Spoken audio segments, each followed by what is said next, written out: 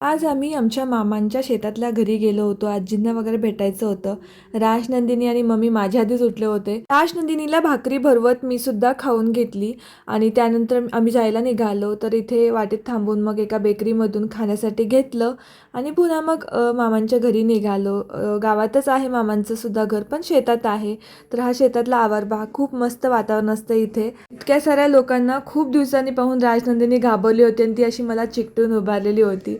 सगळेजण खूप हसत होतो तिला असं बघून. सर्वांनी बसून भेळ खाल्ली आणि आता आजीकडे गेलं तर आजी अशीच कधी आमची शांत बसत नाही, काहीतरी खायलाच देते.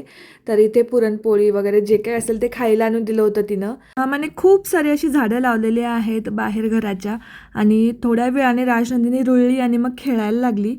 इथे मामा त्यांच्या गायींसाठी जे काही खाद्य असतं तर ते बनवत होता. राजनंदिनी मात्र जाम घाबरली होती गायींचा आवाज ऐकून. त्यानंतर घरी जाऊन मस्त मम्मीच्या हातची भाजी भाकरी खाल्ली. व्हिडिओ जर आवडला तर नक्की लाईक करा आणि अकाउंटला फॉलो करायला विसरू नका.